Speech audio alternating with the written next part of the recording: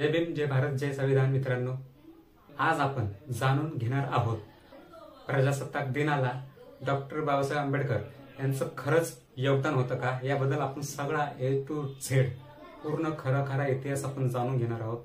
Video थोडा मोठा होईल, पण तुम्हाला सगळी सत्य माहिती भेटेल व्हिडिओमध्ये शेवटपर्यंत. तर चला व्हिडिओला सुरू करूया.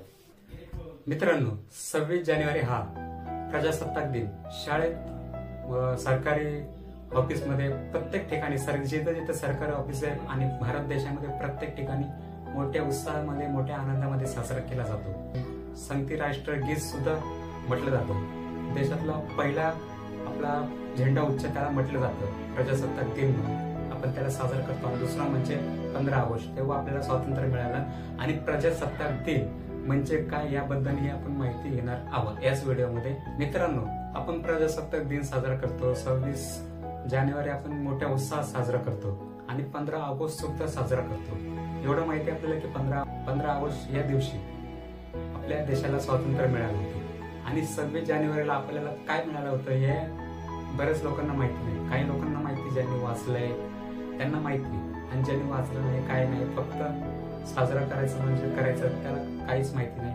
तर का करतात साजरा, कशामुळे करतात, ते सगळं मी तुम्हाला सांगणार आहे. प्रजासत्ताक दिनामागचं किती मोठं बाबासाहेबांचं योगदान आहे हे आपण जाणून घेऊया. आणि प्रत्येक ठिकाणी दोन्ही 15 ऑगस्टला देखील आणि 26 जानेवारीला देखील बाबासाहेबांना इग्नोर केलं जातं. असं वाटतं की बाबासाहेब या कसलाच हिस्सा नाहीत, ना स्वातंत्र्याचा हिस्सा आहे ना प्रजासत्ताक दिनाचा हिस्सा आहे.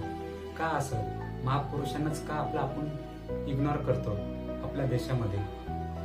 ते खालच्या जाती जन्माला आले म्हणजे ते काय माणसं नाहीत का? त्यांनी देशासाठी काय कार्य केले नाही का?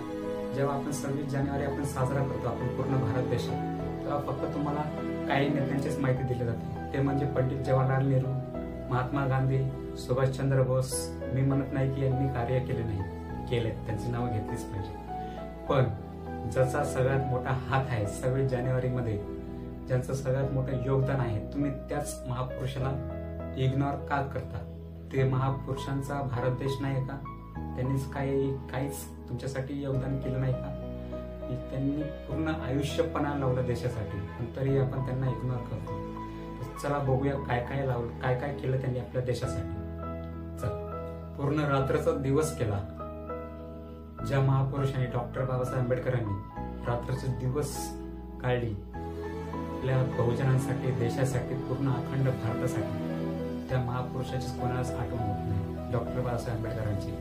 तर तीच आठवण मी तुम्हाला आज करून देणार आहे या व्हिडिओमध्ये. तर जाणून घेऊया आपण प्रजासत्ताक दिनानिमित्त डॉक्टर बाबासाहेब आंबेडकरांचं योगदान किती होतं, काय होतं आणि खरंच होतं का.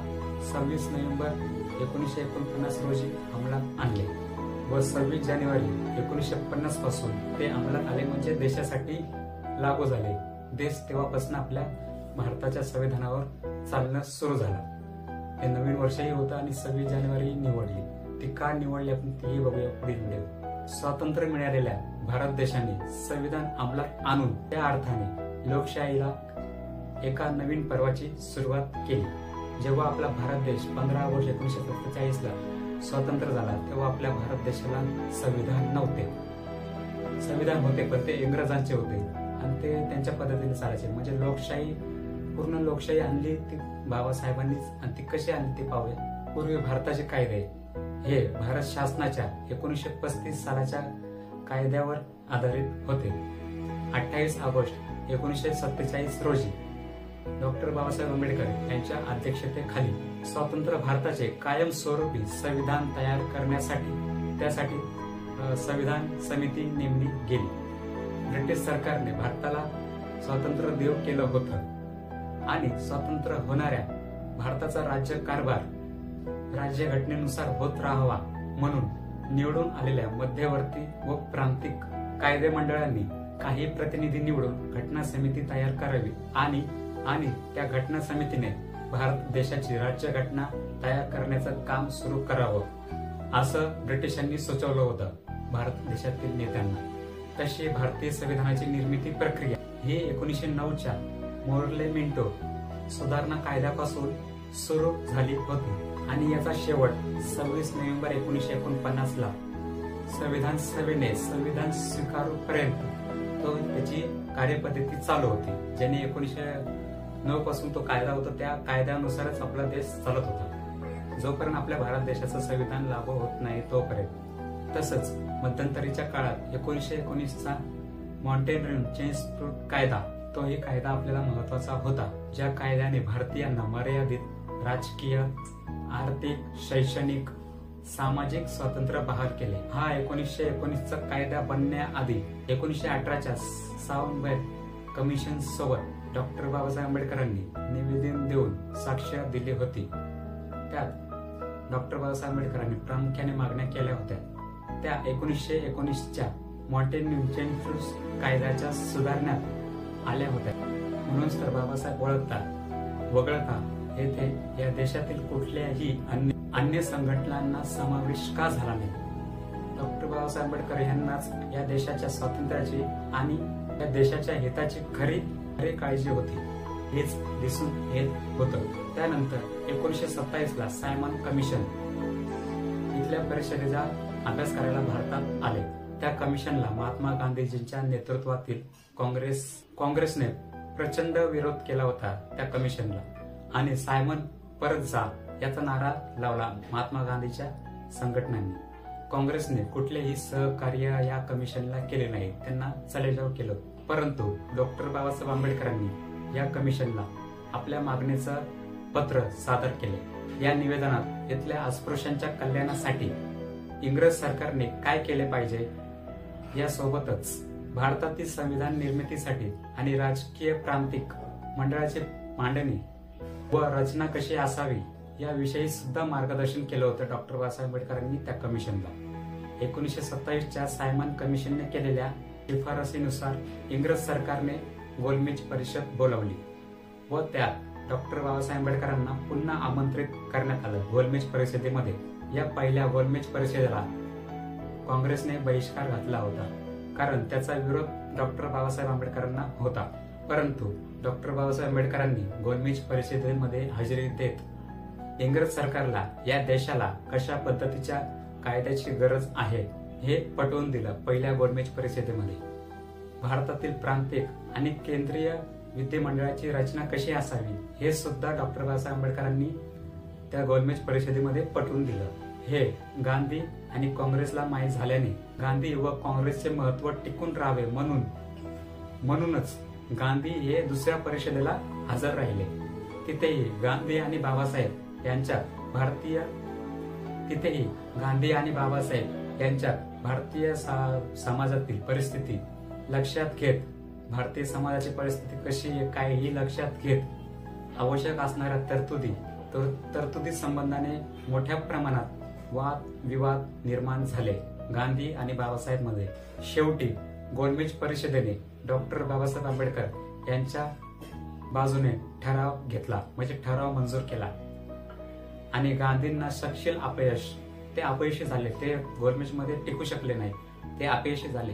आणि डॉक्टर बाबासाहेब आंबेडकर पुढे महात्मा गांधींना गुडघे टेकावे लागले, म्हणजे ते अपयशी झाले. ते सक्सेस भेटलं, यश भेटलं ते बाबासाहेबांना.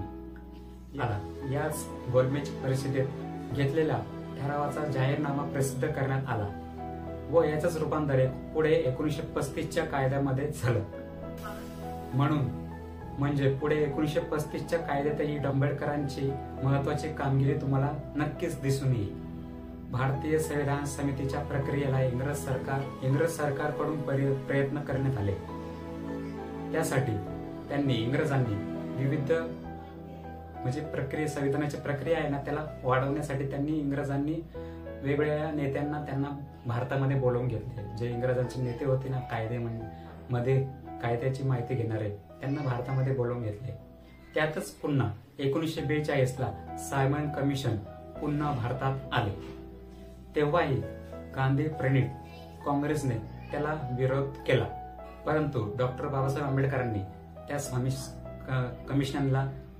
सायमन कमिशनला सपोर्ट केले आणि मदत केली, म्हणजे विरोध केला नाही तसा. त्या सायमन कमिशनला डॉक्टर बाबासाहेब आंबेडकर मागण्यांचे निवेदन देत राहिले. त्यानंतर पुन्हा संविधान समितीच्या निर्मितीच्या संबंधाने निर्णय घेण्यासाठी क्रिप्स मिशन हे भारतामध्ये आले तेव्हा थोडी काँग्रेसची भूमिका सुद्धा मवाळ झाली होती. कारण त्यावेळेस प्रत्येक वेळेस डॉक्टर बाबासाहेब आंबेडकर हे आपल्या मागण्या इंग्रजांकडून मान्य करून घेत होत्या. कारण काँग्रेसला बहुजनांचे कायदे मान्य नव्हते, म्हणून डॉक्टर बाबासाहेब आंबेडकरांनी इंग्रजांकडून सगळे कायदे मान्य करून घेतले. ते पहिल्या गोलमेज परिषदेमधले असो किंवा दुसऱ्या गोलमेज परिषदेमधले असो. परत 1946 ला माउंट बॅटनच्या नेतृत्वात एक आयोग भारतामध्ये आले. हा आयोग संविधान सभेच्या निर्मितीसाठी शेवटचा आयोग ठरला. तो आयोग म्हणजे 1946चा. या सर्व इतिहासात बाबासाहेबांचं अतिशय मोलाचं कार्य लाभलेलं आहे. तसंच अखेर 17 डिसेंबर 1946 ला बाबासाहेबांनी संविधान प्रावतेवरचं भाषण संविधान सभेत बाबासाहेबांच्या मुखातून जणू काही भविष्याचं संविधानच बाहेर पडत होतं.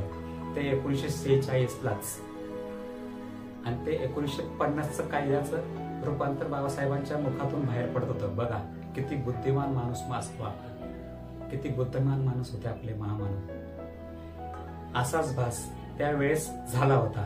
त्यावेळेस पूर्ण मानव जातीच्या कल्याणाची आणि आचारसंहिताच लिहिली जात होती. बाबासाहेबांचं भाषण झाल्यावर पूर्ण सभागृहामध्ये टाळ्यांचा कडकडाट झाला. संपूर्ण सभागृहातील सदस्यांनी बाबासाहेबांपुढे डॉक्टर बाबासाहेबांपुढे मान झुकवली. बाबासाहेबांचे विरोधकही त्यावेळी खूप असे प्रचंड खुश झाले, आनंदी झाले की त्या विरोधकांच्या तोंडून सुद्धा कौतुकाचे शब्द फुटत नव्हते, एवढे ते हे झाले होते, खुश, आनंदी. तसंच त्या दरम्यान भारत आणि पाकिस्तान फाळणी संकेत चालू होते. बाबासाहेबांचा मतदारसंघ पाकिस्तानात गेला, कारण बाबासाहेब दुसऱ्या मतदारसंघामधून निवडून आले होते संविधान सभेमध्ये जाण्यासाठी. त्यामुळे संविधान सभेतील त्यांचे सदस्यत्व धोक्यात येऊ लागले. मात्र काँग्रेसलाही बाबासाहेबांना संविधान सभेमध्ये बाबासाहेबांना अलिप्त ठेवता येत नव्हतं, मध्ये दूर ठेवता येत नव्हतं काँग्रेसला देखील. एवढी प्रचंड विद्वत्ता डॉक्टर बाबासाहेब आंबेडकर महामानवामध्ये होती. ज्ञान, हुशारी, त्यांनी जनकल्याणासाठी मांडलेले प्रश्न, एवढा जाहीरनामा संपूर्ण काँग्रेसमध्ये एवढा कोणाकडेही नव्हता जेवढा डॉक्टर बाबासाहेब आंबेडकरांकडे होता. भारत देशाचे संविधान डॉक्टर बाबासाहेब आंबेडकर यांच्याशिवाय बनणे अशक्य होते हे काँग्रेसला देखील कळाले होते. म्हणून शेवटी बाळ गंगाधर खैरेंना पत्र लिहून जयकरांचे मुंबई प्रांतातील संविधान सभेचे सदस्यत्व रद्द करण्यात आले आणि त्याच ठिकाणाहून डॉक्टर बाबासाहेब आंबेडकरांना निवडून आणण्यात आलं. डॉक्टर बाबासाहेब आंबेडकरांना स्वतंत्र भारताच्या संविधानाचा शिल्पकार म्हटले जाते. शिल्पकार ठरवण्याचा बहुमान हा आम जनतेनेच बहाल केला. मसुदा समितीचे अध्यक्ष या नात्याने संविधानाचे शिल्पकार डॉक्टर बाबासाहेब आंबेडकर यांनी मसुदा घटना समितीला सादर केला. डॉक्टर बाबासाहेब आंबेडकर हे भारतीय संविधानाचे प्रमुख शिल्पकार होते असे भारत देशाचे तत्कालीन राष्ट्रपती के.एन. नारायण यांनी मत व्यक्त केलं. तसंच ते मसुदा समितीचे अध्यक्ष देखील होते. म्हणून संविधान सभेत हा मसुदा सादर करणे आणि स्वीकृत करून घेणं या प्रक्रियेत त्यांची भूमिका महत्वाची होती. मसुदा समितीतील डॉक्टर बाबासाहेब आंबेडकरांचे सहयोगी श्री टी कृष्णाचार्य यांनी संविधान सभेतील एका भाषणात असं प्रतिपादन केलं की संविधान सभेने मसुदा समितीवर 7 सदस्यांची नियुक्ती केली होती. त्यापैकी एकाने त्या पदाचा राजीनामा देऊन टाकला आणि त्याची जागा दुसऱ्याने घेतली आणि एका जणाचा तर मृत्यू झाला. त्या 7 जणांपैकी सांगतोय मी, एका जणाचा मृत्यू झाला, एकाने राजीनामा दिला. त्यांची जागा, ज्यांनी राजीनामा दिला नाही, ज्याचा मृत्यू झाला त्यांची जागा रिक्त राहिली आणि एक जण अमेरिकेत निघून गेले, ते परत आलेच नाही आणि ती देखील जागा कधी भरली गेलीच नाही. आणि एक अन्य सभासद राज्याच्या राजकारणात गुंतून पडला. मग एवढे जण सोडून गेल्यानंतर 7 जणांपैकी एवढे 4 जण सोडून गेले.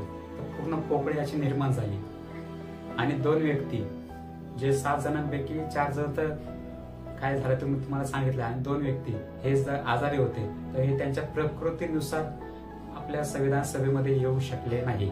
उरले फक्त आणि फक्त डॉक्टर बाबासाहेब आंबेडकर. आणि त्यामुळे जातीय प्रणतीमध्ये अडकलेल्या भारत देशाला एक संविधान पाहिजे होतं. आणि ते एवढंच भारत देश मोठा आहे, एवढे राज्य, एवढे जिल्हे, एवढे गाव, हे सगळे एका संविधानामध्ये आहे. एवढ्या जाती, 5,000च्या वरती जाती, त्या जाती कशा संविधानामध्ये बसवायच्या, हे फक्त आणि फक्त काम डॉक्टर बाबासाहेब आंबेडकर यांच्यावर येऊन टेपले. स्वातंत्र्य, समता, बंधुत्व आणि न्याय तत्वावर आधारित समाज रचना घडवण्यासाठी डॉक्टर बाबासाहेब आंबेडकरांनी अहोरात्र मेहनत घेतली. अहोरात्र मेहनत करून भारत देशाची राज्यघटना तयार केली. संविधानाचा मसुदा समितीकडे सभेपुढे 4 नोव्हेंबर 1947 रोजी सादर करण्यात आला. या सभेने सार्वजनिक चर्चेसाठी या सभागृहात हा प्रस्ताव 166 दिवसांसाठी खुला केला आणि 2 वर्ष 11 महिने 17 दिवस चर्चा केल्यानंतर समितीने हा मसुदा अंतिम केला. बरेचसे विचार विमर्श आणि संविधानामध्ये सुधारणा केल्यानंतर समितीच्या 308 सदस्यांनी 2 हस्तलिखित प्रती 24 जानेवारी 26 जानेवारी 1950 रोजी हा मसुदा देशासाठी स्वाक्षंकित 24 जानेवारी 1950 रोजी स्वाक्षंकित केल्या. 2 दिवसानंतर म्हणजे 24 तारखेला झाल्यानंतर 2 दिवसानंतर 26 जानेवारी 1950 रोजी हे संविधान भारत देशातील प्रत्येक नागरिकासाठी लागू करण्यात आले. भारत एक सार्वभौम, समाजवादी, धर्मनिरपेक्ष, लोकशाही गणराज्य घडवण्याचा व त्याच्या सर्व नागरिकास घडवण्याचा हक्क हे सर्व नागरिकास बाबासाहेबांनी संविधानामध्ये मिळवून दिला. लोकशाहीचा तुम्हाला सांगतो, लोकांनी लोकांसाठी केलेलं राज्य म्हणजे लोकशाही हे आहे. याचा भानही ठेवला पाहिजे, याचा सन्मानही केला पाहिजे इतरल्या भारत देशातील लोकांनी. आपण या भारत देशातील संविधानाचा मान सन्मान सगळं ठेवला पाहिजे. कारण डॉक्टर बाबासाहेब आंबेडकरांनी हे संविधान एकट्याने लिहिलंय. कोण कोण कुठे कुठे कसं कसं गेलंय हे तुम्हाला सगळं सांगितलंय. हे सगळा भार बाबासाहेबांवर सगळा भार पडला होता संविधान लिहिण्याचा. आणि त्या संविधान लिहिलं, बाबासाहेबांनी कुठल्याही जातीला खालचं किंवा वरचं असं समजलं नाही. बाबासाहेबांनी भारत देशातील संविधानामध्ये प्रत्येक नागरिकाला स्वातंत्र्य, समता आणि बंधुताने जगण्याचा अधिकार दिला. मग तो कोणत्याही जातीचा असो, ब्राह्मण असो किंवा शूद्र असो, कोणत्याही जातीला त्यांनी उच्च किंवा नीच असं ठेवलं नाही. देशाच्या राष्ट्रपतीपासून तर रस्त्यावरच्या भिकारीपर्यंत सगळ्यांना समान अधिकार डॉक्टर बाबासाहेब आंबेडकरांनी त्या संविधानामध्ये दिले. मग आपण का त्या संविधानाला आणि डॉक्टर बाबासाहेब आंबेडकरांना जातीमध्ये गणतो? तर हे गणणं बंद केलं पाहिजे. कारण महापुरुष हे कुठल्या एका जातीचे नसतात, ते पूर्ण देशाचे असतात. तर आपण त्या देशातील महापुरुषांना मान सन्मान दिला पाहिजे, एवढंच मला सांगते. तर हा व्हिडिओ कसा वाटला, काय वाटला, नक्की कमेंट मध्ये कळवा. आवडला असेल ही माहिती, थोडी तरी माहिती तुम्हाला मिळाली असेल तर नक्की कमेंट मध्ये कळवा. आणि आवडले असेल तर नक्की लाईक करा, शेअरही करा, इतरांनाही कळू द्या. आणि चॅनलवर जर नवीन असाल तर नक्की सबस्क्राईब करा. तर चला भेटू अशाच नवीन नवीन माहितीपूर्वक व्हिडिओमध्ये. तर चला, जय भीम, जय संविधान, जय बहुजन, जय भारत. तर चला, बाय. आणि तुम्हा सगळ्यांना भारतीय संविधान दिनाच्या म्हणजेच प्रजासत्ताक 26 जानेवारी प्रजासत्ताक दिनानिमित्त खूप खूप शुभेच्छा. तर चला भेटू नवीन व्हिडिओमध्ये. चला, बाय.